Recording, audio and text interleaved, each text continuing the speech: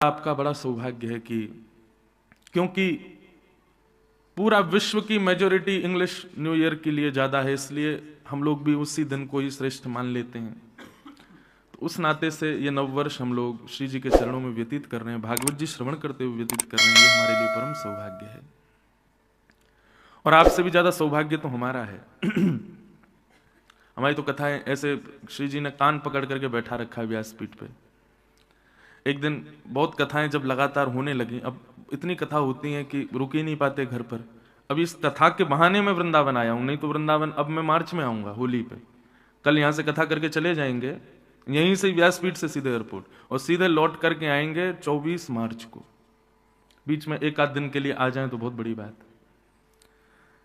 तो एक बार पूज्य श्री मलुक पीठ वाले महाराज जी से कभी कभी हम हृदय के भाव कह देते। मैंने कहा महाराज जी, इतनी व्यस्तता बढ़ा दी श्री जी ने कि धाम छूट गया, अब वृंदावन नहीं आ पाते, वृंदावन में रह नहीं पाते। कोई कथा के लिए जिज्ञासा करता है तो हम उसको प्रेरणा ही देते हैं, तुम वृंदावन में ही करा लो यार, तो कुछ दिन घर रहेंगे, थोड़ा श्री जी की सेवा में रहेंगे। तो धाम छूट गया। तो महाराज जी ने दो बातें बहुत अच्छी कही। पहली बात बोले, देखो तुम्हारे धाम छूटने से हजारों का धाम आना हो रहा है। आप धाम छोड़ करके बाहर जाते हैं या हम कथा वक्ता बाहर जाते हैं तो लोग जो सुनते हैं वे तो धाम आते हैं ना। तो एक के धाम से बाहर जाने से हजारों का प्रवेश हो रहा है, ये कितनी बड़ी बात है। और दूसरी बात महाराज जी ने बहुत अच्छी कही, बोले कि देखो ये कथाओं में व्यस्त रहना, इसको तुम कभी चिंता में मत लिया करो। क्यों? बोले व्यक्ति को नित्य भगवान का स्मरण करना चाहिए, ऐसी शास्त्र आज्ञा करते हैं। एक दिन भी ठाकुर जी के स्मरण के बगैर निकलना नहीं चाहिए। इसलिए कई लोग घरों में रोज हनुमान चालीसा का सुबह पाठ करेंगे, विष्णु सहस्त्रनाम करेंगे, आदित्य हृदय स्तोत्र करेंगे, अपने गुरु मंत्र का जाप करेंगे। कुछ भी नियम लोग बनाते हैं। आपने नियम बनाया, गुरुदेव ने आपको गुरु मंत्र दिया है, तिलक लगाओ, श्री जी की सेवा करो, उसके बाद अपना नियम करो। सब लोग अपने अपने घरों में नियम बनाते हैं, कोई कम नियम बनाता है, कोई श्रेष्ठ नियम बनाता है। लेकिन बोले संसार के हर व्यक्ति का नियम 365 दिन चलता है ऐसा जरूरी नहीं है। किसी ना किसी कारण से उसका नियम टूटता है, एक आध दिन का अवकाश तो होता है। पर हम आप, महाराज जी बोले, हम आप वक्ता कितने भाग्यशाली हैं। नियम करने वाला व्यक्ति जो केवल माला करता है, हनुमान चालीसा करेगा, श्री जी को याद करेगा, सेवा करेगा, यदि उसको थोड़ा रोग हो जाए, पेट में दर्द हो जाए, सिर में दर्द हो जाए, थोड़ा बीमार हो जाए, तो वो किसी और, आज मेरी जगह तुम कर दो, आज मेरी तबीयत ठीक नहीं है, या मेरा स्वास्थ्य ठीक नहीं है, मैं अभी कर नहीं पाऊंगा, या व्यस्त हूं, किसी कारण से एक आध दिन छोड़ देगा। लेकिन बोले आप और हम, हमारे पेट में दर्द हो, चाहे सिर में दर्द हो, चाहे पाम पीड़ा दे रहे हो, कथा है तो कान पकड़ के ठाकुर जी बैठाएंगे, करनी तो तुमको ही पड़ेगी बेटा, और कोई नहीं आएगा करने। तो बोले बाकी के लोग तो नियमों का पालन करते हैं, बीच बीच में अवकाश लेते हैं, लेकिन हमारे ऊपर तो ठाकुर जी बैठे हैं, बोले तुमको तो मुझे 4 घंटे रोज याद करना ही पड़ेगा, उसके बिना तुम रह ही नहीं सकते। हमको 4 घंटे तो यहां बोलते हैं, उसके अलावा जो यहां कहते हैं उसका चिंतन अलग, तो कम से कम 10 घंटे रोज ठाकुर जी को याद करना पड़ता है, रोज ठाकुर जी का स्मरण करना पड़ता है। तो ये कितने बड़े सौभाग्य की बात है कि व्यक्ति कहां 1-2 घंटे स्मरण करता है ठाकुर जी का, लेकिन हम वक्ता 10-10 घंटे ठाकुर जी को याद करते हैं, ठाकुर जी का स्मरण करते हैं, और कान पकड़ के ठाकुर जी याद करवाते हैं। तुम तो और कुछ कर ही नहीं सकते, तुम पे एक ही काम है कि मुझको याद करो और मेरी कथाएं सुनाओ। कितने बड़े सौभाग्य की बात है। तो हमारे लिए तो बड़े सौभाग्य की बात है। अब नव वर्ष हो, चाहे जन्मदिन हो, चाहे कोई भी दिन हो, हमारे सब दिन कथा में बीतते हैं, हमारे सारे दिन कथाओं में निकल जाते हैं। कथा मात्रैक जीवनम, जीवन हमारा ठाकुर जी से जुड़ जाए। बंधुओं, इस 2024 में एक संकल्प और ले लीजिएगा, ठाकुर जी से संबंधी कोई भी एक वस्तु आप 24 घंटे में जरूर सेवन करो। जैसे श्वास, वायु, जल, ये सब हमारे लिए बहुत आवश्यक हैं, ऐसे ही 24 घंटे के अंदर अंदर कोई भी एक वस्तु ठाकुर जी के चरणों के स्पर्श से आपको प्राप्त हो, ऐसा नियम बना लीजिए। सबसे बढ़िया नियम है कि हम अन्न वही ग्रहण करें जो ठाकुर जी को भोग लगे, उसके अतिरिक्त हम कुछ भी ग्रहण नहीं करेंगे। ये नियम आप बना लीजिए, आप फिर देखिएगा कितना आनंद आएगा। अभी कितने साल आप लोगों ने दुनिया भर के नियम बना लिए, अब की बार एक ये नियम बना के देख लो कि नहीं, अब हम नियम बनाते हैं कि हम चाहे कलकत्ता रहें, बंबई रहें, दिल्ली रहें, वृंदावन रहें, कहीं भी जाएं, जो पाएंगे ठाकुर जी का निवेदित ही पाएंगे, उसके अतिरिक्त कुछ नहीं पाएंगे। आप अपने आप बदलाव देख लीजिएगा अपने जीवन में। जो ग्रहण करें ठाकुर जी को निवेदित, तुम्हें ही निवेदित भोजन करें। किसी भी भाव से ठाकुर जी आपसे जुड़े रहें, हर दिन हर स्थिति 24 घंटे में कभी कभी ठाकुर जी आपसे जुड़े रहें, बस ये प्रयास करो। ये प्रारंभिक है, 24 घंटे ठाकुर जी याद रहे, ये तो बहुत ऊंची स्थिति है। ये हो जाए तो कहना ही क्या है।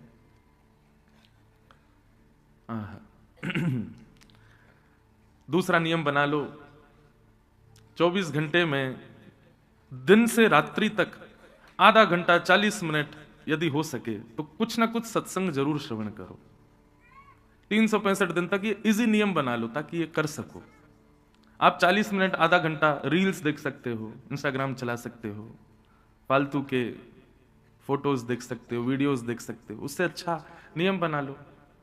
हम तो कहते हैं भैया रात में सोने के लिए आपको लोरी गाने वाने सुनने हो, उससे बढ़िया कथा सुन लो। कोई सुंदर मधुर कथा चला करके फोन को साइड में रख दो और सुनते रहो, सुनते सुनते सुनते सो जाओ। एक नियम बनाओ। सबसे ज्यादा पवित्रता रखनी चाहिए बंधुओं शयन में।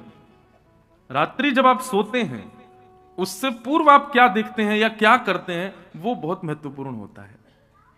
मन में जितने भी चिंतन आते हैं ना वो रात्रि शयन के समय ही आते हैं। इसलिए आप लोग प्रयास करो रात्रि शयन के लिए ठाकुर जी की कथा का भाव रखो। भागवत से बढ़िया लोरी नहीं है, श्रीमद् भागवत जी से बढ़िया लोरी नहीं मिलेगी आपको। बताओ, इंसान डल्लब के गद्दे पे सोता है, बढ़िया तकिया लगाता है, रजाई ओढ़ता है, एसी चलाता है, हीटर चलाता है, कमरे में उतनी बढ़िया नींद नहीं आती उसको। यहाँ पे संगीत भी बज रहे हैं, माइक भी चल रहा है, व्यास जी बैठे हैं, हजारों लोग बैठे हैं, फिर भी कुर्सी पर नींद आ जाती है उसको। ऐसी नींद आती है महाराज की बिस्तर पे नहीं आती होगी। ऐसी निद्रा तो उसको बेड पे नहीं आती जैसी निद्रा उसको कथा में आ जाती है। कोई बात नहीं, कथा श्रवण करते हुए शयन करोगे तो यही समझो कि श्री जी की गोद में सो रहे हो। श्री लाल जी अपनी गोद में सुला रहे हैं, सिर सहला रहे हैं। कथा को जीवन बना लो। हम तो बस यही कहेंगे 2024 में ये कुछ सामान्य से इजी जो कर सको। देखो नियम भी वो बनाओ जो करने में आपको दिक्कत ना हो। धीरे धीरे वो सरल नियम ही कठिनाई की ओर ले जाएंगे, फिर आप बड़े से बड़े नियम भी पालन कर लोगे, आपको कोई दिक्कत नहीं होगी। सरल से शुरुआत करो। तो 2024 में ठाकुर जी की कथा को समय देना प्रारंभ करो, फिर ठाकुर जी आपको समय देंगे, निश्चित है। आप ठाकुर जी की कथा को, आप देखो रुक्मणी जी के पत्र में मैं एक बात कहता हूं, रुक्मणी जी ने 7 श्लोकों में पत्र लिखा, लेकिन जब ब्राह्मण ने जाके द्वारिकाधीश को 7 पत्र सुनाए ना, वो 7 श्लोक सुनाए, तो भगवान ने जैसे पत्र देखा, पत्र देके ब्राह्मण को कहा तुम ही पढ़ के सुनाओ।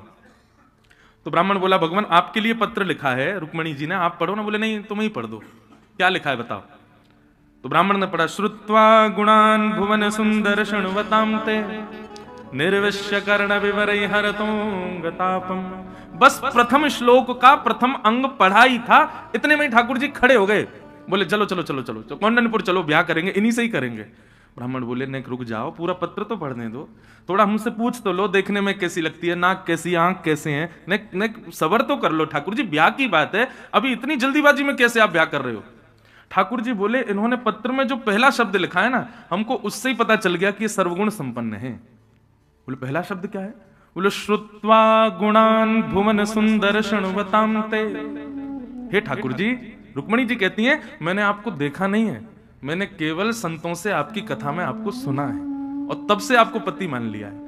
ठाकुर जी बोल रहे हैं, बोले अब इसके अतिरिक्त हमें और कोई गुण नहीं जानना कि रुक्मणी कैसी है, उसका रूप कैसा है, उसके स्वभाव कैसा है, उसका व्यवहार कैसा है, उसको मेरी कथा से रुचि है, इसका मतलब वो सर्वगुण संपन्न है, मुझे वो स्वीकार है। ये बात मैं क्यों कह रहा हूं। आप परिक्रमा रोज लगाते हो, आप संतों को नित्य प्रणाम करते हो, आप नाम जप रोज करते हो, आप तिलक रोज लगाते हो, ठाकुर जी की सेवा रोज करते हो, संतों की सेवा रोज करते हो, इन सब बातों से ठाकुर जी प्रसन्न होते हैं।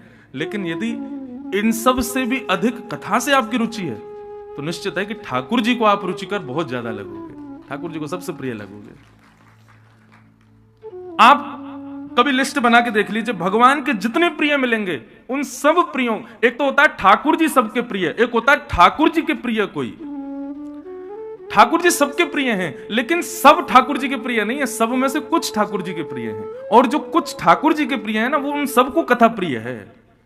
हनुमान जी महाराज कथा के प्रिय, रुक्मणी जी भगवान की प्रथम पत्नी कथा की प्रिय, श्री किशोरी जी हमारी श्री जी लाडली जी को कुछ प्रिय नहीं है, उनको सबसे ज्यादा प्रिय ही कृष्ण नाम है, कृष्ण कथा है। आप जितनी भी प्रियों को निकालोगे, सब ने ठाकुर जी की कथा को प्रधानता दी। इसलिए भैया इस 2024 में कथा को समय दीजिएगा, तो निश्चित है 2025 आते आते ठाकुर जी आपको समय जरूर देंगे। ये मान लीजिए। आओ आज बाल लीलाएं हैं, ब्रज की लीलाएं हैं, जितनी ठाकुर जी आज्ञा करेंगे, प्रेरणा देंगे, उतनी लीलाएं सुनेंगे, कहेंगे। अच्छा, ये भी बड़ी विचित्र बात है, हम अनुभव करते हैं कि कथा का माहौल जैसा बनता है ना, कथा भी वैसी होती है। कथा में लोग जैसे आते हैं, कथा वैसी होती है। सोच करके कोई हमसे कहे महाराज जी ये वाली लीला सुना देना, ये वाला चरित्र सुना देना, तो मैं भूल ही जाता हूं। वो चरित्र याद आएगा ही नहीं जब तक श्री जी माहौल के अनुरूप इच्छा ना प्रकट करें।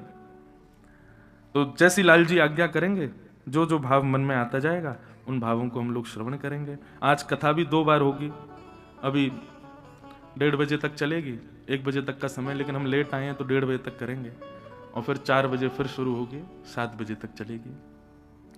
आओ नंदोत्सव में प्रवेश कर। अब बंधुओं, आप तन से तो वृंदावन में हो ही, अब मन से और प्रवेश कर जाओ बस। आओ। नंदस्त्वात्मजोत्पन्ने जाता लादो महामना आहूय विप्रान् वेदज्ञान स्नात सुचिरलंकृतः किवाचयित्वा स्वस्तेनं जात कर्मात्मजस्य वै कारयामास विधिवत् पितृदेवार्चनम तथा। नंद जी के यहां आत्मज भयो है। अब ब्रजभाषा में सुनियो पूरी कथा है। नंद जी के लाला भयो है। आत्मा वही जायते पुत्र, सूत्र है कि भाई पुत्र जन्म नहीं लेता है, पिता की आत्मा ही पुत्र के रूप में जन्म लेती है। नंद बाबा को सब बधाई दे रहे हैं, यशोदा मैया को सब आशीष दे रहे हैं, लाला को जाकर के सब स्नेह दे रहे हैं। नंद बाबा के आत्मज भयो है।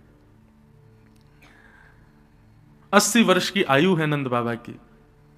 लेकिन बंधुओं, ब्रजवासियों का आनंद कैसा, ब्रजवासियों का उत्साह कैसा।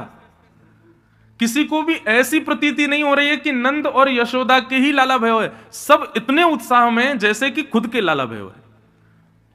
जैसे हम लोग उत्सव, किसी के यहां बालक हो तो प्रसन्नता थोड़ी होती है, अपने यहां हो तो बहुत होती है।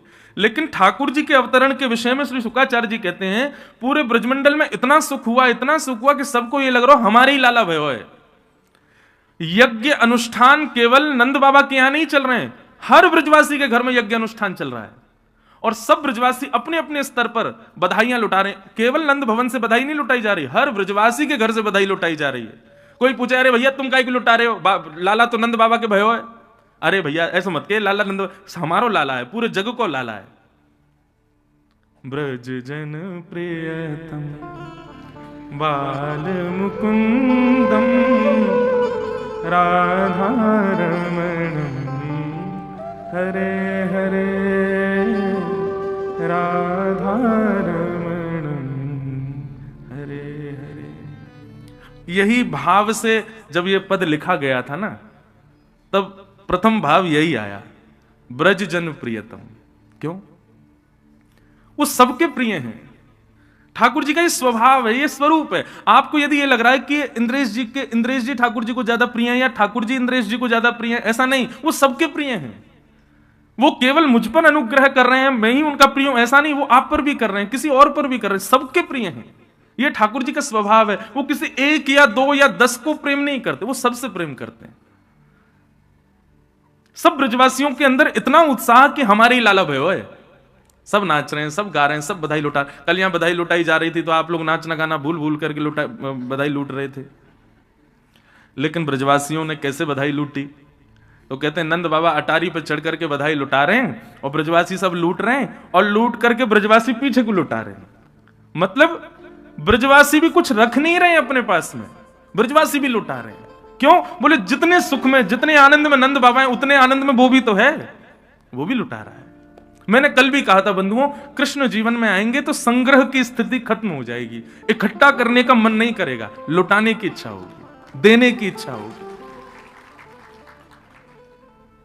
कोई ने सॉल पहना दे, महाराज तुरंत हाथ फेर लिया, अच्छा पश्मीना जी तो मेरी रहेगी। ठाकुर जी जीवन में होंगे ना तो कोई ने कितनी भी बहुमूल्य वस्तु दे हो, आपका मन आ गया तो आप उठा के किसी और को दे दोगे। स्वामी श्री हरदास जी महाराज निधिवन राज में विराज रहे थे। अकबर कभी कभी आता था। एक बार अकबर बड़ी बहुमूल्य मणियों का हार लेकर के आया और स्वामी जी के गले में धारण करा दिया। स्वामी जी बैठे थे कुंज में, श्री बिहारी जी बैठे थे। स्वामी जी ने, अच्छा अकबर को यह था कि सब देख रहे हैं कि देखो कितनी महंगी इन्होंने मणि की माला पहनाई है स्वामी जी को। स्वामी जी प्रसन्न हो जाएंगे, मुझसे रीझ जाएंगे कि मैंने देखो कैसी माला पहनाई। इतने में स्वामी जी कुछ राग गा रहे थे, तो गाते गाते गाते इतने में एक हिरण सघन कुंज से निकल करके आया, स्वामी जी के पास आकर के बैठ गया।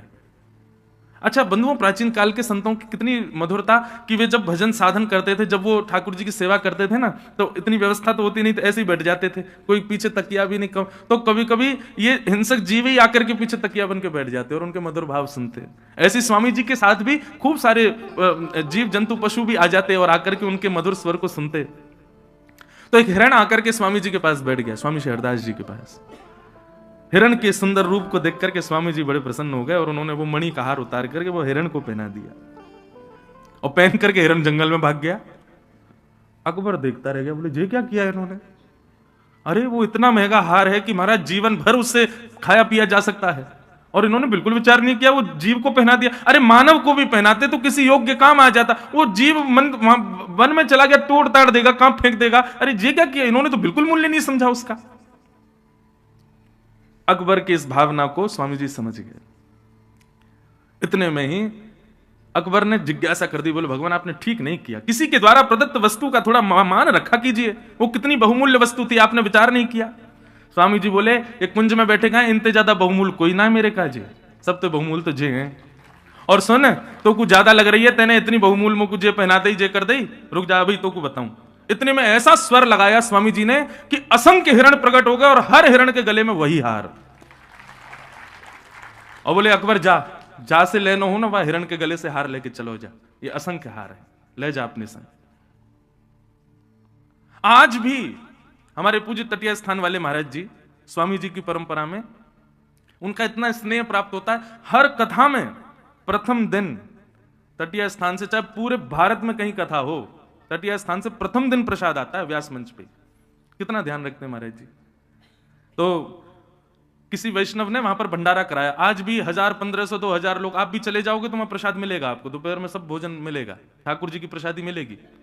लोग बाग कराते हैं, कोई ना भी कराए तो भी चलता है। तो एक दिल्ली के बड़े सेठ ने, अभी मुझे बताई ये कथा तो मैं बता रहा हूं आपको, दिल्ली के बड़े सेठ ने आकर के देखा कि यार यहाँ तो 2-2,500 लोग प्रसादी पा रहे हैं, मैं भी सेवा करूं। उसने जाके वहां सेवकों से पूछा क्या करना है, बोले कि इतनी राशि लगेगी, तुम्हारा मन हो तो कराओ, नहीं भी मन हो तो हमारे यहाँ तो चलता ही रहता है। प्रसादी पा करके उसने कहा ठीक है। दूसरे दिन उसने अपनी सेवा रखी, दूसरे दिन प्रसादी बनी, सब लोगों ने पाई, उसने भी पाई। पा करके वो महाराज जी जो अभी विराजमान हैं उनके पास गया और जो भी सेवा थी वो महाराज जी के चरणों में रखते हुए उसने कहा महाराज जी लेकिन एक बात कहूं, कल जैसा स्वाद हो ना वैसा आज ना हो, कल वालों स्वाद ज्यादा बढ़िया हो। महाराज जी ने जो उसने सेवा दी थी ना वो उठा के उसी के गोद में धर दी। बोले बावड़े कैसी बात कर रहे हैं? कल श्री जी ने भोग लगायो, कल भी स्वाद हो, और आज भी श्री जी ने भोग लगायो, आज भी स्वाद है। ये तेरी जीव के चटोरेपन के काजे भोग ना बने, हमारी श्री जी को प्रसाद है, ये नित्य स्वाद में रहे। तू कह रहा हो कल स्वादिष्ट तो आज ना है, ले जा अपनी सेवा, ना चाहिए हमको। अरे श्री जी के प्रसाद में स्वाद को अंतर करे, कल ज्यादा स्वादिष्ट तो आज स्वादिष्ट, ऐसी भावना रखे। श्री जी के मुख से स्पर्श है कि आयो या को मतलब वो स्वादिष्ट ही है। सांसारी व्यक्ति ये विचार करता है इसमें नमक है कि नहीं, नींबू है कि नहीं, मिर्च है कि नहीं, मसाले हैं कि नहीं, लेकिन वैष्णव विचार करता है कि ये ठाकुर जी के सन्मुख पधराया था तो ये सर्वगुण संपन्न है, ये सर्व प्रकारेण मेरा कल्याण करेगा, इसमें कोई दोष नहीं है। आज भी ऐसी भावना है, वहां पर धन को और मूल्यवान वस्तुओं को महत्व नहीं दिया जाता। वृंदावन के रस उपासक महत्व सांसारी वस्तु को दे ही नहीं सकते। यहाँ के बंदर भी आपका चश्मा लेके इसलिए जाते हैं, अरे भैया जो नेत्र श्री जी ने दिए उनते देख, ये नकली चश्मा काई को लगा के देख रहे हो हमारी लाडली जू को, असली आंखन ते देख। या हमारे वो भी लेके भाग जाए, पर्स वर्स लिए घूम रहे हो तो पर्स लेके भाग जाए, बोले कहां तक ले घूमेगा, लुटा दे या कुछ समझ में वाकू भूल जाए। वृंदावन के रस को समझो भैया, यहां भौतिक मूल्य, भौतिक वस्तु का कोई मूल्य नहीं है, यहां तो भाव का मूल्य है, यहां भाव मूल्यवान है। नंद बाबा लुटा रहे हैं और सब ब्रजवासी लूट करके ब्रजवासी भी लुटा रहे हैं, इतना आनंद है रहे हो है, सब नाच रहे हैं, गा रहे हैं। हमारे पूज्य पिताजी सुनाते हैं, एक 80 वर्ष की मैया अपने घर से निकल के आई बिना दांत वाली, और वहां आकर के देखी महाराज माखन के गोला बना बना के लुटाए जा रहे हैं, एक दूसरे पे मारे जा रहे हैं। वहां आकर के पूछी, अरे भैया जे कहा भयो है, हमारे वृंदावन में यो ना के क्या हुआ है, तो कहें कहा भयो है। जैसे ही मैया ने आके पूछी ये कहा भयो है, इतने में एक ब्रजवासी ने माखन को गोला बना के भाई मैया के मोड़े मारो, बिना दातन के सटक से भीतर चलोगो, मैया के पेट में चलोगो, चीकनो मोह है गयो। मैया जीभ ते चाटन लगी, बोले अब तो बताए थे कहा भयो, बोले मैया तेरो मोह चीकनो है गयो, मीठो है गयो, पेट भर गो, अब उन्हें पता चली कहा भयो, अरे भैया हमारे नंद बाबा के लाला भयो है। मैया तो वही नाचन लगी, नाचते नाचते बोली ऐसे लाला रोज ही होए, करे भैया ऐसे लाला तो रोज ही होए हमारे ब्रज में। इतना आनंद पूरे ब्रजमंडल में है रहे हो भैया, सब नाच रहे हैं, सब गा रहे हैं। आहा, नंद जी के आंगन में बज रही आज बधाई, नंद जी के आंगन में बज रही आज बधाई, यशोदा के आंगन में बज रही आज बधाई, यशोदा के आंगन में बज रही आज बधाई। 100 बार बधाई लोगों, 100 बार बधाई लोगों, 100 बार बधाई लोगों, 100 बार बधाई लोगों, यहाँ लाखों बार बधाई, नंद जी के आंगन में बज रही आज बधाई, नंद जी के आंगन में बज रही आज बधाई। कैसी बधाई, चमत्कार सा हो गया लोगों, हो गई बात निराली, चमत्कार सा हो गया लोगों, हो गई बात निराली। अरे रात रात में नंद बाबा की, रात रात में नंद बाबा की, रात रात में नंद बाबा की, रात रात में नंद बाबा, जहाँ दाढ़ी हो गई काली, नंद जी के आंगन में बज रही आज बधाई, नंद जी के आंगन में बज रही आज बधाई, यशोदा के आंगन में बज रही आज बधाई, यशोदा के आंगन में, बोले नंद के लाला की बधाई हो, बधाई हो।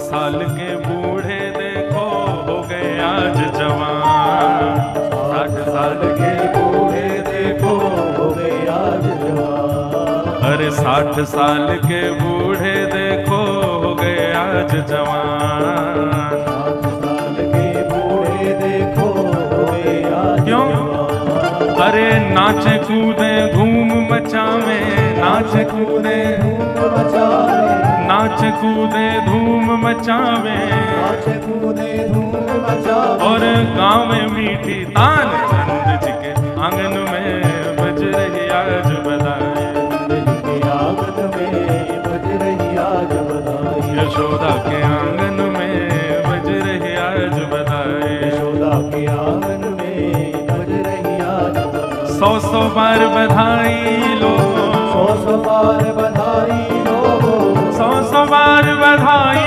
लोगों, अरे 100 बार बधाई लोगों,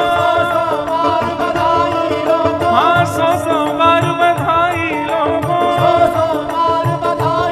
ओ यहाँ लाखों बार बधाई, नंद जी के आंगन में बज रही आज बधाई, नंद जी के आंगन में बज रही आज बधाई, नंद जी के आंगन में बज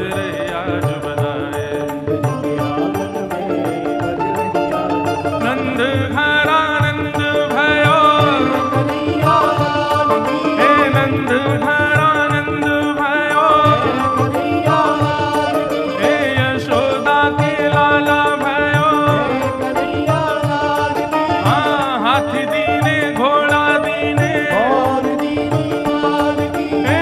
नंद घरानंद भयो ब्रज को आनंद भयो नंद घरानंद भयो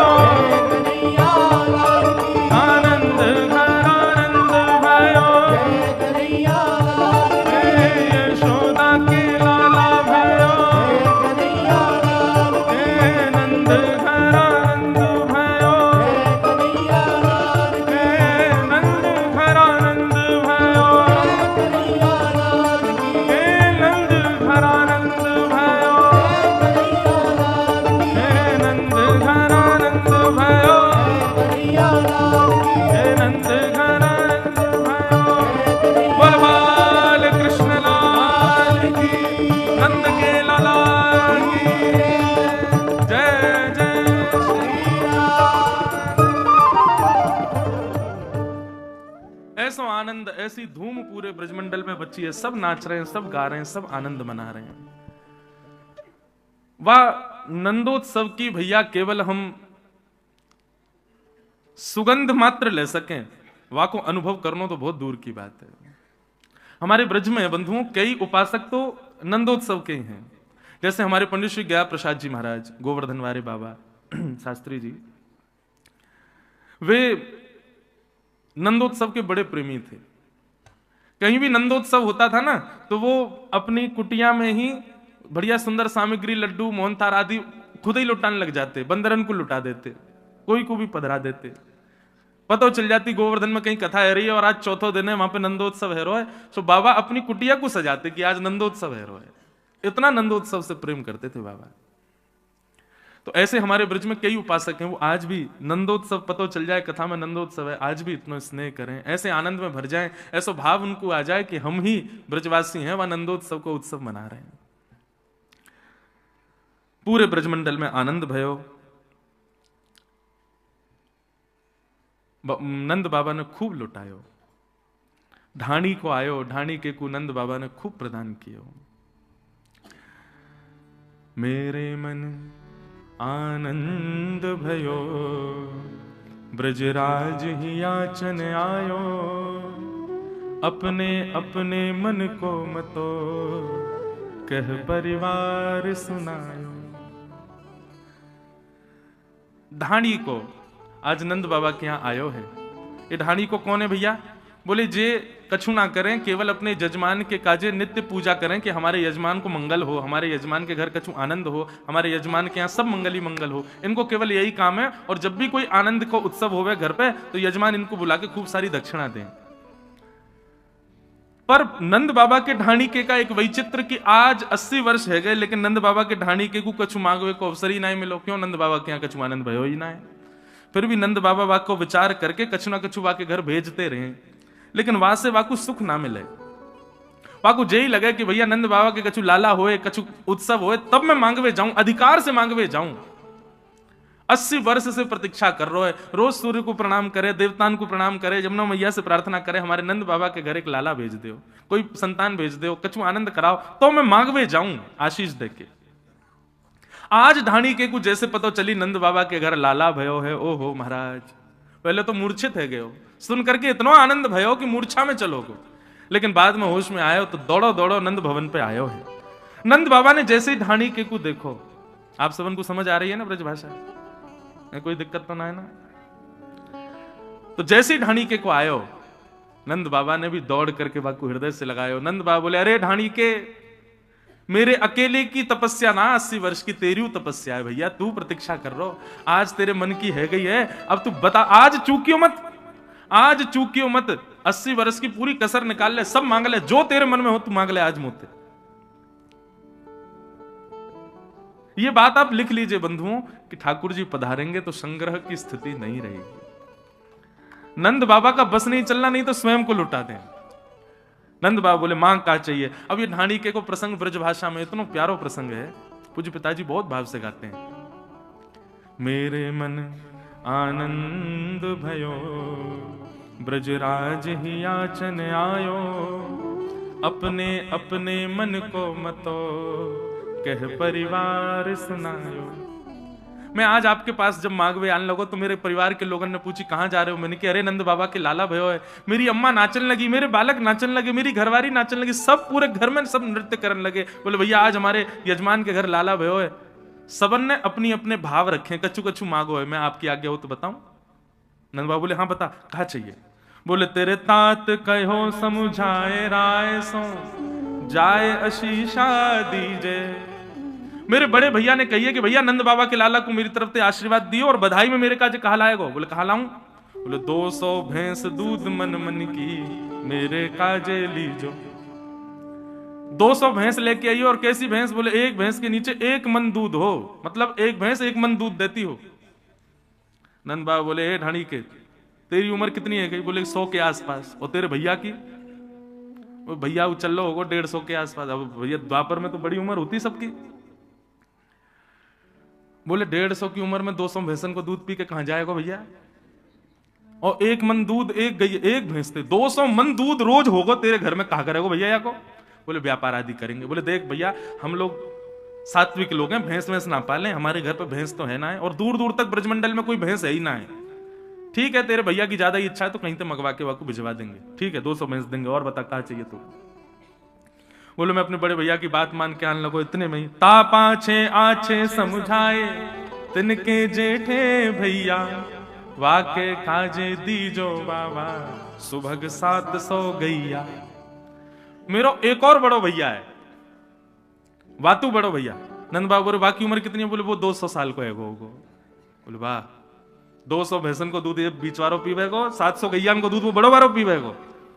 700 गैया चाहिए। बोले हाँ चल भैया गैया तो हम देंगे। गैया तो तू चाहे 700 नहीं तू 7000 ले जा। 9 लाख गाय है नंद बाबा के भवन में। ठाकुर जी अरे गेरे ना भाई भैया खूब सोने की चम्मच मुंह में आइए सीधे, ऐसे घर में आए ठाकुर जी। और लाल जी भैया विचार ना करें तो हमारा विचार है।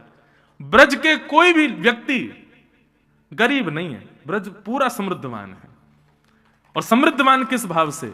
ब्रज में धन लक्ष्मी तो महाराज लोटी पड़ी रहे ब्रजमंडल में, लक्ष्मी तो ऐसी ही लोटी भई है।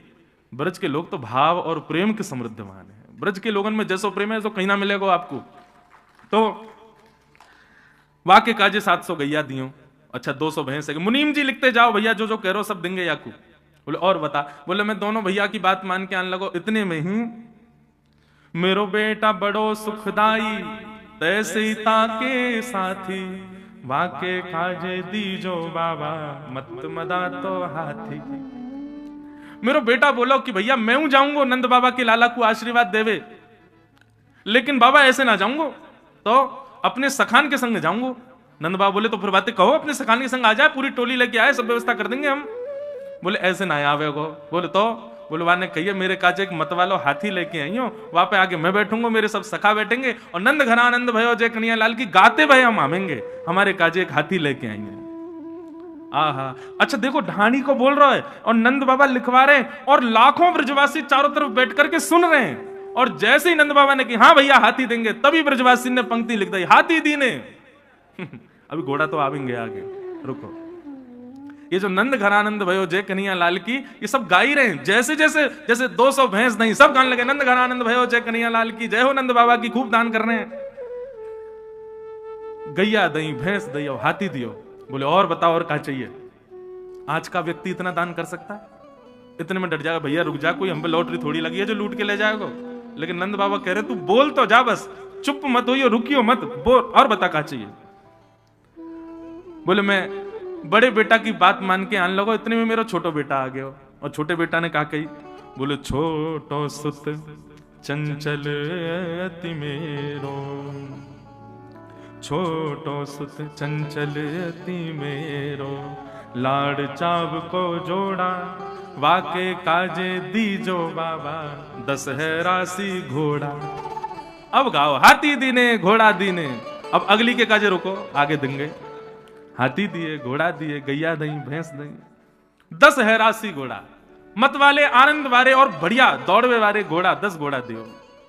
नंद बाबा बोले देंगे भैया, हाथी देंगे, घोड़ा देंगे, सब देंगे। और बता और क्या चाहिए। बोले मैं छोटे बेटा की बात मान के आने लगो। इतने में बड़े बेटा को भी भ्या भयो मेरे को। मेरी बहू आ गई घूंघट करके और कहा बोली बेटा बधू लाज तजमो सो घूंघट मुख दे बोली। मेरे बेटा की बहू आई और आकर के मुझसे बोली, ससुर जी, पिताजी, मेरे पिताजी ने आपके लाला से मेरो ब्याह यामारे कियो क्योंकि आप नंद बाबा के ढाणी के हो। सबन ने यही कही मुझसे आके, अरे भैया नंद बाबा यजमान है या के घर में ब्याह कर ले, खूब आनंद में रहेगी, खूब सुख समृद्धि रहेगी, नंद बाबा खूब दान करेंगे। लेकिन आज इतने वर्ष मेरे ब्याह को हुए गए, आज तक कोई दान मुझको दिखो ना है। आज नंद बाबा के लाला भयो है, पिताजी मेरे काजे कहा लाओगे? बोले बता बेटी तो को का चाहिए? बोले मेरी तरफ से लाला को खूब स्नेह करियो और नंद बाबा से जाके कहियो मैं उनकी भी बहू हूं, या हमारे नख सिकसों गहनों सब ले हूं, तीहर से ती चोली। पैर के अंगूठा से लेके सिर तक जितने गहने हूं मैं एक स्त्री के, वो सब गहने बनवा करके मेरे काजे लाई हूं। नंद बाबा के नेत्र सजल हो गए।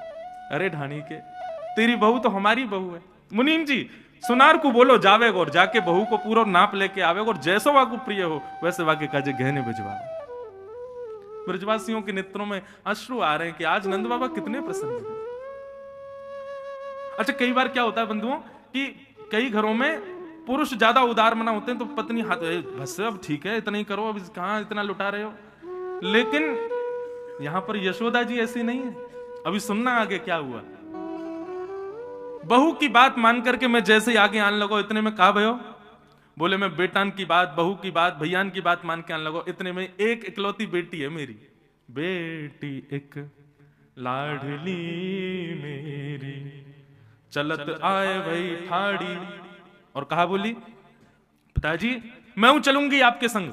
मैंने की चल लाली तू भी चल। बोले ना ऐसे नहीं जाऊंगी तो। बोले सहित कहार पाल की ले हूं, सोजो भरियो गाड़ी। नंद बाबा ते जाके बोलो सुंदर सी सोने की पालकी बनवावेंगे, 4 कहार उठावे वाले वाके सहित पालकियां भेजेंगे, तब मैं सच धज के पालकी में बैठ के तब जाऊंगी लाला से मिलने। और वो पालकी सदा मेरे पास ही रहेगी, 4 कहार भी यहीं रहेंगे। ऐसा दान मांग के आएंगे। नंद बाबा बोले देंगे भैया, पालकी तुरंत निकलवाओ। एक सुंदर पालकी तैयार करी, 4 कहार तैयार, वो जाओ ढाणी के घर और या की लाली को बढ़िया लेके आओ, सब प्रेम से हमारे लाला को आशीष देवे आवेगी। तब ब्रजवासियों ने कहा पालकी दीनी, हाथी दीने, घोड़ा दीने और दीनी पालकी, पालकी प्रदान करिए। अच्छा लाला और बता, और कोई रह तो ना गया तेरे घर में? बोले हाँ एक रह गया। बोले कौन? मेरी अम्मा, मेरी मैया। नंद बाबा बोले अभी बैठी है तेरी मैया?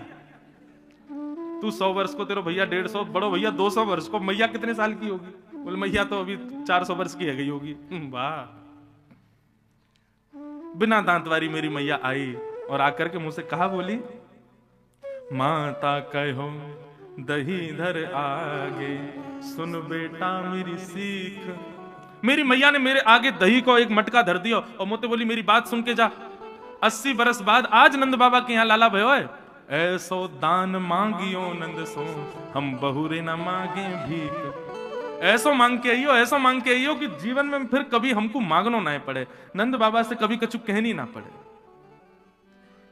ऐसो दान मांग के आइयो। नंद बाबा बोले अरे भैया तेरी मैया की बात हम निश्चित मानेंगे, सब चीज दुगनी दुगनी करके देंगे। 200 नहीं 400 भैंस देंगे, 700 नहीं 1400 गैया देंगे, 1 नहीं 2 पालकी देंगे, 1 नहीं 2 हाथी देंगे, 10 नहीं 20 घोड़ा देंगे, सब चीज दुगनी दुगनी देंगे तो को। और कोई रह तो ना गयो? इतने में ढाणी को बोला हाँ हाँ सबन की बात है गई। इतने में यशोदा मैया बोली पीछे से, नहीं अभी एक रह गई है। तेरे बेटान की बात सुन लई, तेरे भैयान की बात सुन लई, तेरी लाली की बात सुन लई, बहू की बात सुन लई, मैया की बात सुन लई, तेरी घरवारी माने कछु ना मांगो। घरवारी को नाम सुनते ढाणी के नेत्र सजल हो। यशोदा मैया बोली एक सामग्री नहीं मिलेगी, पहले जे बता कि ढाणन ने कहा मांगो है, वानू तो कछु मांगो होगो। और ढाणिन की बात कहते हुए हृदय भर आया ढाणी का। उसने क्या मांगा? तब बोली मेरी घरवारी, नीके नीके जइयो।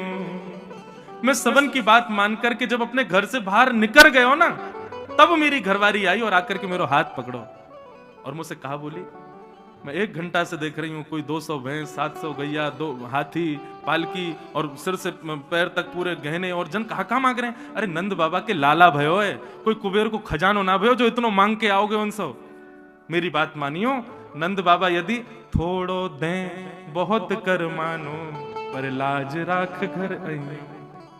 यदि नंद बाबा एक तुलसी पत्र हाथ में धर दें तो वाकू भी पूरा संसार मान करके सिर से लगा करके घर आइयो, हमारी लाज रख करके आइयो, कुछ ज्यादा कहने की आवश्यकता नहीं है। ये बात सुनते ही नंद बाबा और यशोदा मैया दोनों के नेत्र सजल हो गए। ढाणी के को हृदय से लगा लिया नंद बाबा ने। ऐसो प्रेम, ऐसो स्नेह, ये ब्रजवासी हैं भैया। इनकी बात में कभी कभी आपको लग सके कि ये तेज बोल रहे हैं, इनके व्यवहार में कभी कभी आपको लोभ झलक सके, इनके स्वभाव में कभी कभी आपको ईर्ष्या झलक सके, लेकिन आप हमारी बात सत्य मानियो, ब्रजवासी बाह्य आवरण से लोभ, ईर्ष्या, द्वेष सब दिखावे, लेकिन हृदय से अत्यंत प्रेमी है। इसीलिए बांके बिहारी जी बिक गए इन ब्रजवासी के काजी। ये व्यवहार में ऐसा कर सकें कि आपको लगे कि ये क्रोधी हैं, ये लोभी हैं, ये द्वेषी हैं, ये ऐसे बोल रहे हैं, ये अल्लड़ हैं, लेकिन हृदय से प्रेम को अगाध समुद्र है ब्रजवासी को। यही मारे श्री जगन्नाथ जी की भुजाएं खड़ी क्यों हैं?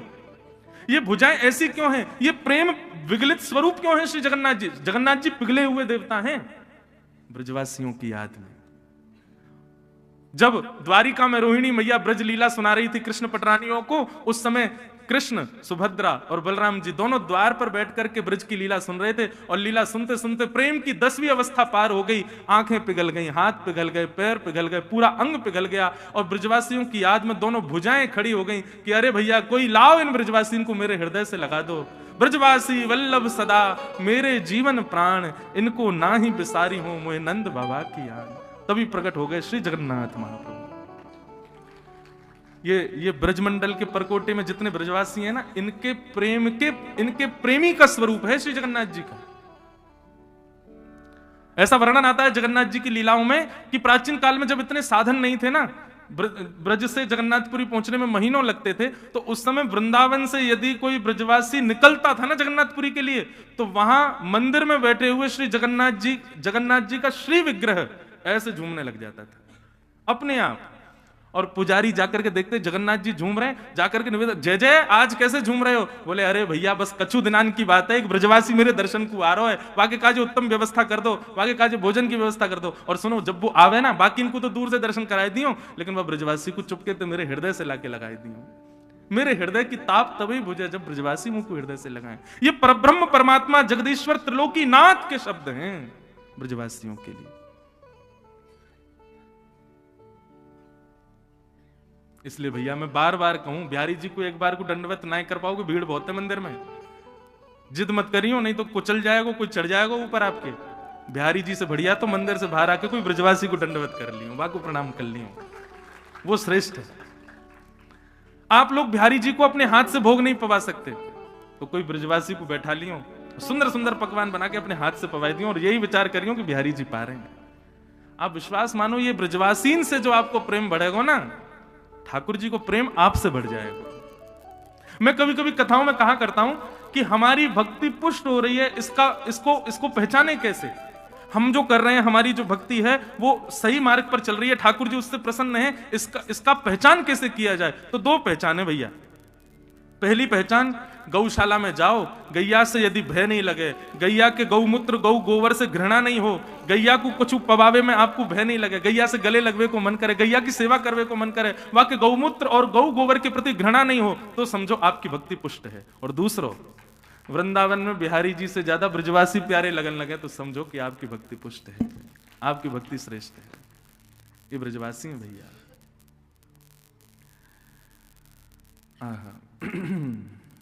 तो ऐसे नंद बाबा ने दान किया और ढाणी के लेकर के वाकू गए। बोले नंद के लाला की। पूरे ब्रजमंडल में 1 वर्ष तक नंदोत्सव मनता रहा, 1 वर्ष तक सब नाचते गाते रहे। इसी बीच जैसे ही ठाकुर जी 6 दिन के भये, तो कंस के द्वारा भेजी गई एक राक्षसी आई जिसका नाम है पूतना। पूतना कुरूपणी है, लेकिन महाराज कंस की अति प्रिय है। कंस ने जब ये बात कही कि मेरे शत्रु ने ब्रजमंडल में जन्म ले लिया, तो पूतना ने कहा महाराज मुझे सेवा दो, मैं जाऊं और जाकर के आपके शत्रु का वध करूं। कंस ने कही कि आपको रूप इतना भयावह है, सब देख के भाग जाएंगे, और बालकन को आप मारना चाह रही हो, कैसे संभव होगा? पूतना ने अपनी राक्षसी विद्या से अपने रूप को बदल लिया, और कहा मैं रूप बदल करके जाऊंगी, अति सुंदर बन के जाऊंगी, अति सुंदर बन के जाऊंगी। और पूतना रूप बदल करके अति सुंदरी बन करके ठाकुर जी के दर्शन को जा रही है, ठाकुर जी को मारवे जा रही है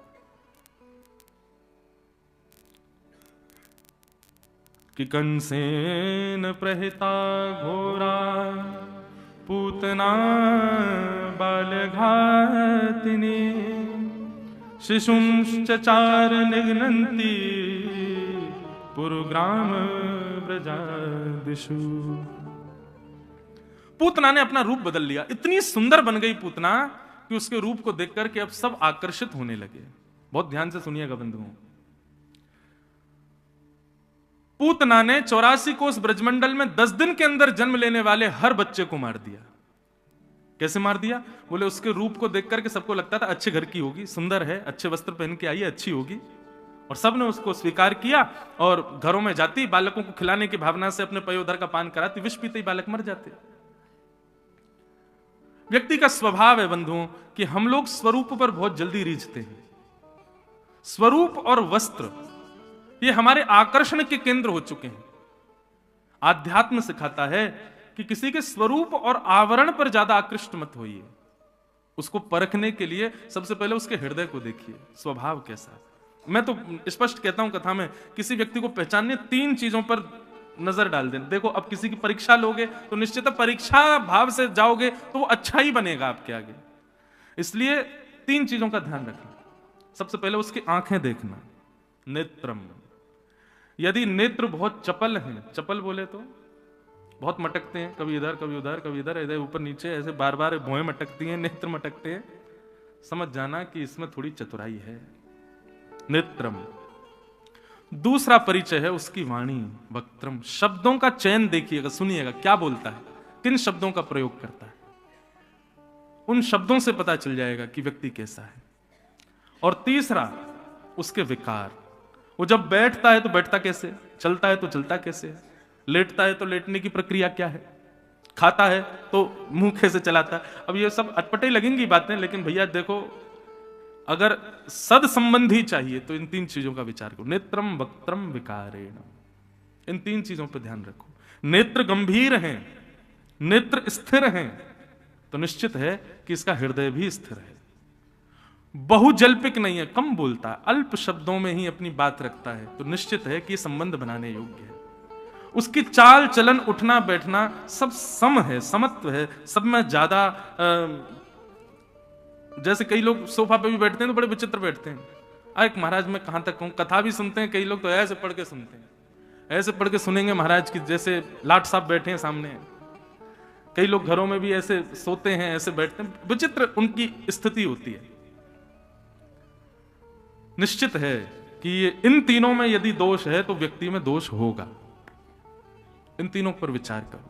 पर हम लोग क्या करते हैं, हम तीनों पर विचार नहीं करते, हम केवल रूप देखते हैं और वस्त्र देख लेते हैं कि हाँ ये अच्छे हैं तो ये अच्छा ही होगा। हमारे वृंदावन में जाओ,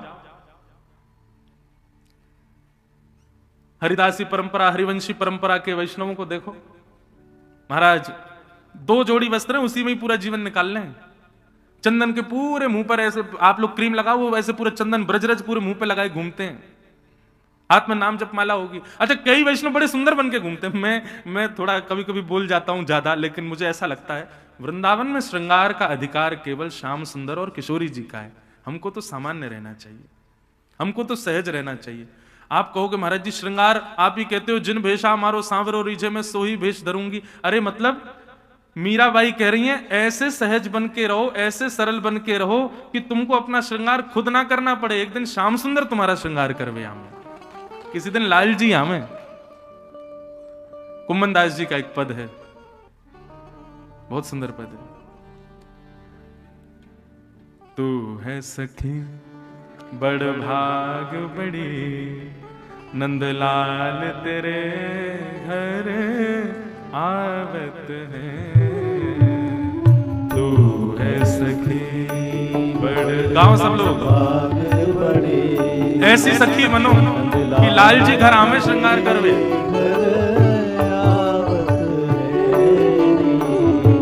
तू अपनो श्रृंगार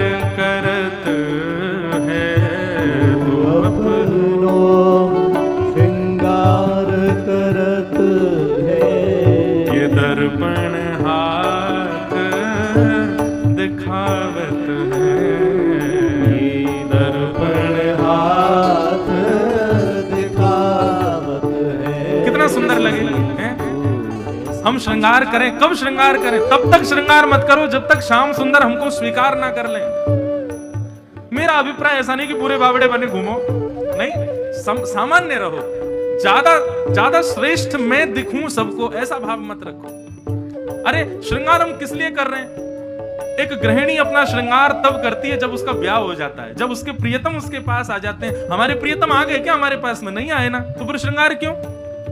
श्रृंगार को बचा के रखो। कब के लिए? बोले जब लाल जी आएंगे, जब राधा रमन लाल आएंगे, जब बिहारी जी जीवन में आ जाएंगे, वो हमको स्वीकार कर लेंगे, हमारे आगे दर्पण लेके बैठेंगे, तब हम अपना श्रृंगार करेंगे। तू है सखी बड़ भाग बड़ी, नंदलाल तेरे घर आवत है। तू है सखी बड़ भाग बड़ी, नंदलाल तेरे घर आवत है।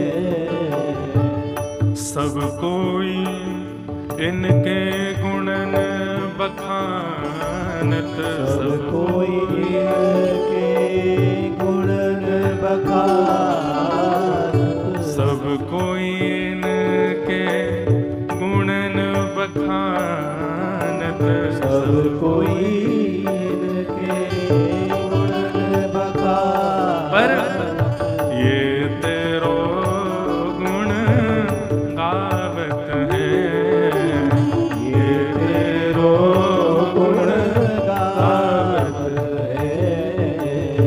कुंभन दास लाल गिरधर प्रभु, कुंभन दास लाल गिरधर प्रभु, ये तो तेरे ही हाथ बिकावत है, तो तेरे हाथ बिकावत है। तू है सखी बड़ भाग बड़ी, गोपाल तेरे घर आवत है। तू है सखी बड़ भाग बड़ी, गोपाल तेरे घर आवत है। नंद लाल तेरे घर आवत है, लाल तेरे घर आवत है। तो श्रृंगार ठाकुर जी श्रेष्ठ हैं श्रृंगार करने में। श्रृंगार तब करो ना जब हृदय का आह्लाद पूर्ण हो। अभी लाल जी मिले ही नहीं है और आप श्रृंगार किए घूम रहे हो। कोई मेरा विरोध नहीं, पर बहुत मत सजो, सामान्य रहो। बहुत सजने की प्रतीक्षा करनी है। जब लाल जी आएंगे तो लाल जी सजाएंगे, लाल जी हमारा श्रृंगार करेंगे, वे हमारा श्रृंगार धराएंगे। तो बहुत सुंदर बनकर के गई महाराज पूतना, इतनी सुंदर बनकर के गई, सब पूतना के रूप पर मोहित हो गए। पूतना ने जैसे ही गोकुल में प्रवेश किया, जितने भी ब्रजवासी नंदोत्सव मना रहे थे सब पूतना के रूप पर मोहित हो गए। महाराज उसकी चाल, और चाल चलते समय जो नूपुरों की आवाज आ रही थी, उसके सुंदर कानों के झुमके जब लहरा रहे थे, उसकी गजगामिनी चाल, उसके कटाक्ष नेत्र, उसके अंग से आने वाली सुगंधी, उसकी मधुर मुस्कान सबके चित्त का हरण कर रही थी। नंद घर आनंद भयो जय कन्हैया लाल की सब ब्रजवासी गा रहे थे, लेकिन जैसे ही पीछे एक बार देखते और पूतना की ओर जब देखते तो दृष्टि घुमा ही नहीं पाते, उसी को ही देखते रह जाते, भूल जाते हमें क्या गाना है। महाराज कहां पुरुष कहां नारी, सब पूतना पर मोहित हो गए। दो चार ग्वाल बाल तो गए दौड़े दौड़े मैया के पास, बोले मैया तू पीछे पड़ी रहे, ब्याह कर ले, ब्याह कर ले, कर लेंगे हम ब्याह, जाते करा दे, जे आ रही का है, जई तो ब्याह करा मैया, प्राण त्याग देंगे लेकिन जाए ना त्याग सके मैया, जाते सुंदर ना देखी, जे जैसे कहेगी वैसे रह लेंगे, या के गुलाम बने रहेंगे, या तो ब्याह करा दे हमारा। मैया के अपना मोड़ो देखो तेने, ऐसी सुंदर पूतना। पूतना ने जाकर के कुछ गोपियों से कहा नंद भवन कहां है, तो उसका स्वर भी इतना सुंदर था कि उस स्वर पर कुछ गोपियां भी स्तब्ध रह गईं, कानों पर विश्वास नहीं हुआ कि इतना मधुर कोई बोल सकता है। बंधुओं, दो प्रकार का आकर्षण होता है, एक बनावटी और एक वास्तविक। एक बात कहते हैं बिल्कुल स्पष्ट, ठाकुर जी को छोड़ के बाकी विश्व में जितना भी आकर्षण है सब बनावटी है। बस हमारे राधा रमण वास्तविक सुंदर है, हमारे राधा वल्लभ, हमारे वृंदावन बिहारी लाल, ये वास्तविक सुंदर है। वृंदावन एक सुंदर जोड़ी, इनसे ज्यादा सुंदर कोई नहीं। इनके अलावा अगर आपको कोई सुंदर दिख गया ना, कोई स्त्री हो, कोई पुरुष हो, कोई जगह हो, कोई स्थान हो, कोई दृश्य हो, सब बनावटी है। हमें लाल जी सुंदर है बस। और बनावटी के प्रति किया गया जो आकर्षण है वो बहुत लंबे समय तक रुकता नहीं है, कुछ समय बाद वो आकर्षण धीरे धीरे धीरे धीरे कम होने लग जाता है। अब अभिनेता बहुत सुंदर होते हैं पर कितने दिन अच्छे लगते हैं, कुछ समय सीमित होता है उनका, उतने ही समय वो अच्छे लगेंगे, उसके बाद उनका सौंदर्य, उनका आकर्षण घटने लग जाता है। पर हमारे श्री राधारमण लाल जी 550 वर्ष से, श्री बिहारी जी 500 वर्ष से, राधा वल्लभ जी वृंदावन हजारों वर्ष से यथावत है, और आप पूरा जीवन व्यतीत कर देना तब भी आपको सुंदर ही लगेगा, और हर दिन नवीन लगेगा, हर दिन प्यारा लगेगा। क्यों? ये वास्तविक सौंदर्य है।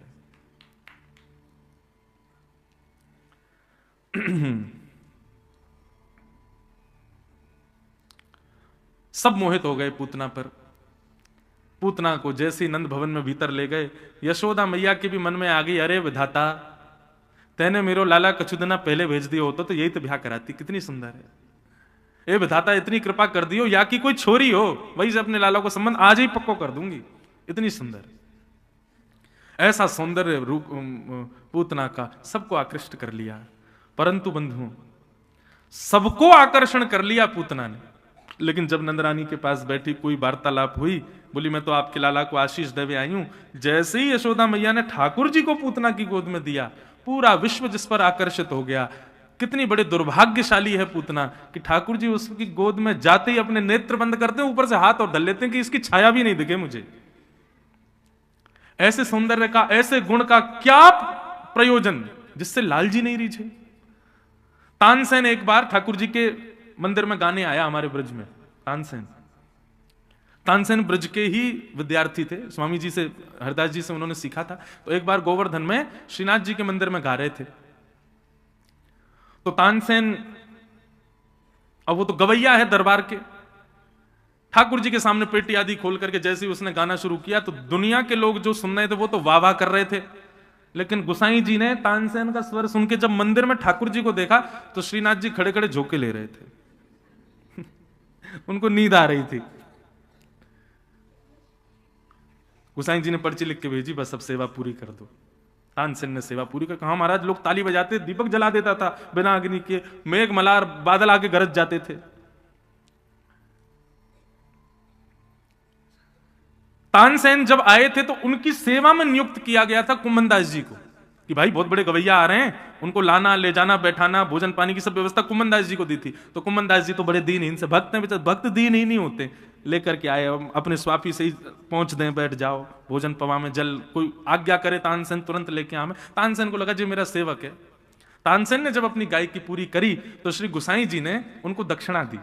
तो रेशमी कपड़े में भीतर फूटी कौड़ी रख करके और बांध करके दे दी।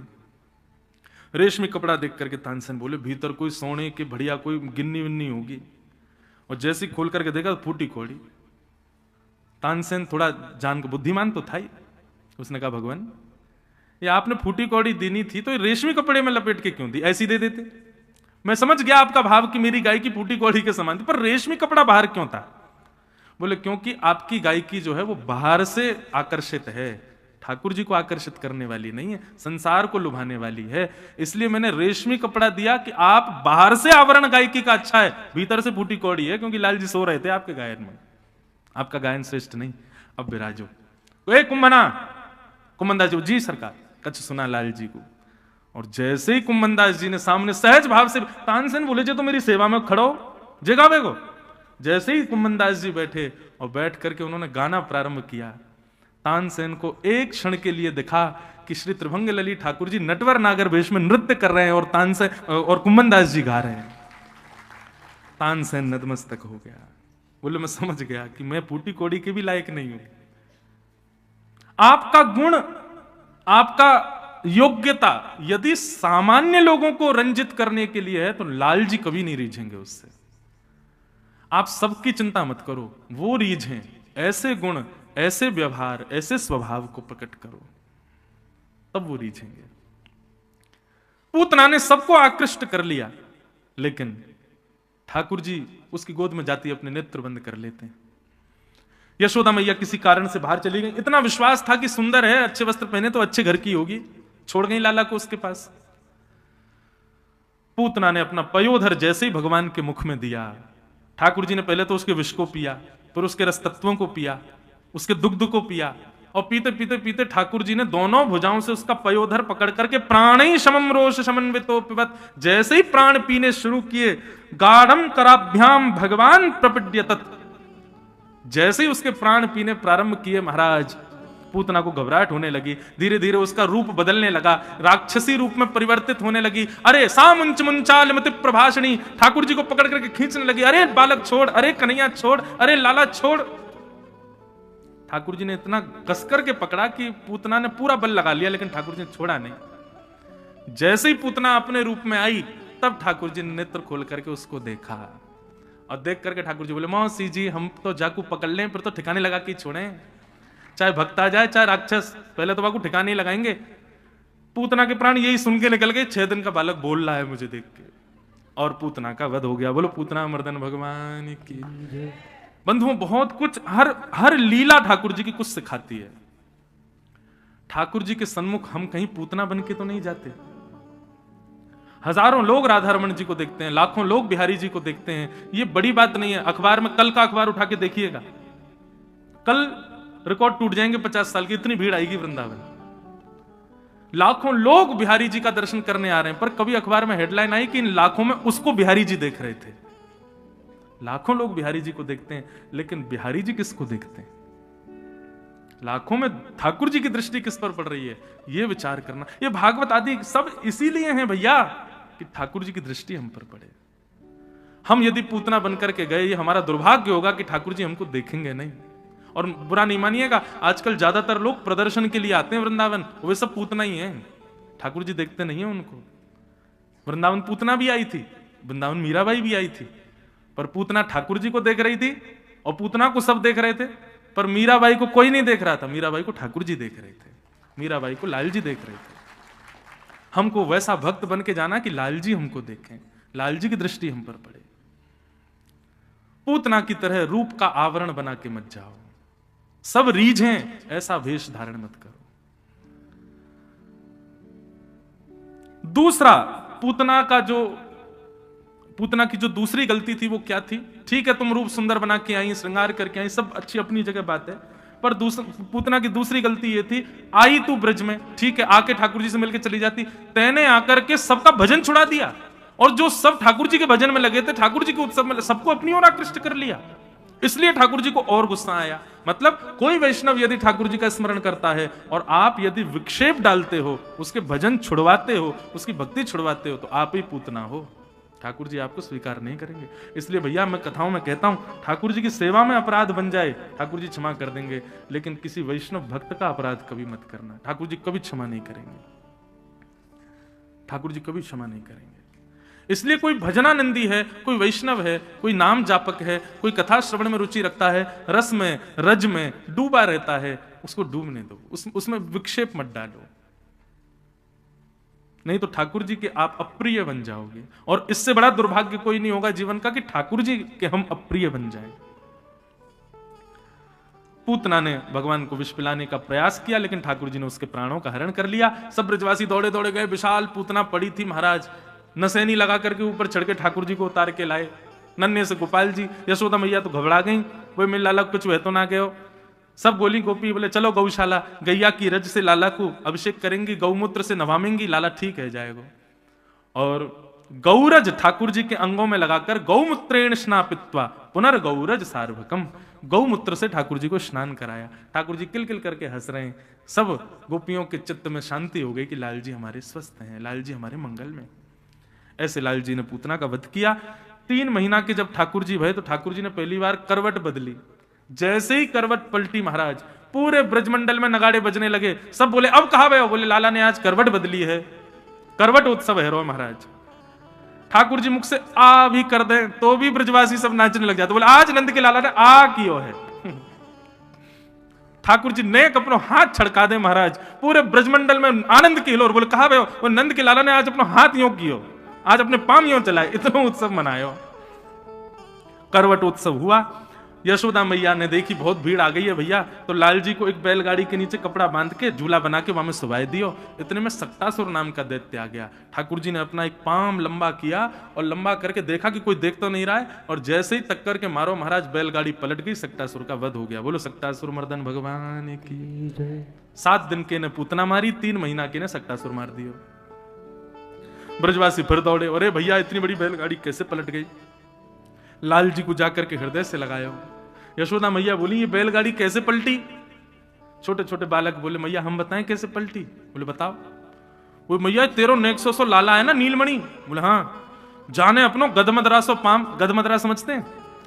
कई बालक होते हैं उनके ना ऐसे गाल लटके रहते हैं मोटे मोटे, और उनकी ऐसे भुजाएं भी, छोटे छोटे बालक 2-4 महीना के ऐसे होते हैं गदमदरा से। वो ऐसे भी नहीं लेट पाते, यूं ही लेटते हैं चित्त। ऐसे हैं हमारे लाल जी गदमदरा से। जे महाराज मोटे मोटे पाम, जे मोटे मोटे हाथ, ठाकुर जी के गाल लटक रहे हैं नीचे, जे बड़ो सो पेट, ऐसे प्यारे लाल जी हैं। बोले मैया ये तुम्हारा लाला है ना, जाने अपनो गदमदरा सो पाम इतनो लंबो कियो, इतनो लंबो कियो, और ऐसे करके यूं करके मारी, सोई बैलगाड़ी पलट गई मैया। यशोदा मैया बोली जहां पे आइयो, जैसे गए सो एक तक के मारो। झूठ बोले हैं? नेक सो मेरो लाला या में नेक बल ना है, एक हाथ से उठ जाए यूं कह रहो या इतना बड़ा पाम करके बैलगाड़ी उड़ाई दी। बोले मैया तेरी सौगंध खा के कह रहा हूं, मैंने अपनी आंखन से देखो। मैया बोली दोबारा एक और दियो। शुकाचार्य जी कहते हैं परीक्षित, अप्रेमयम बलम तस्य बालकस्य न ते विदु। छोटे छोटे बालक तो सच बोल रहे हैं परीक्षित, लेकिन यशोदा मैया का प्रेम ये स्वीकार नहीं करता है। आज यशोदा मैया ने लाला को नीचे जमीन पर छोड़ो, सोई लाला घुटमन बैठ गए। जैसे ही नेक नेक चलन लगे, सोई मैया दौड़ के गई, तिजोरी में से 2 रुनझुन पायल लेकर के आई और लाला के पाम पकड़ करके, नहीं वही लाला के पाम पकड़ करके दोनों पायल धरा दें। और अब लाल जी जैसे घुटमन चलने लगे, छुम छुम छुम छुम आवाज आवे, और ठाकुर जी रुक के पीछे मुड़ के देखें ये आवाज कहां से आ रही है। और यशोदा मैया इतनी प्रसन्न रही है, सब गोपीन को बुला रही है, देख लाला की एक अद्भुत लीला, स्वयं चले, स्वयं के नूपुरन की आवाज आवे, और स्वयं ही ढूंढे नूपुर की आवाज कहां से आ रही है। छुम छुम बाजे पायलिया।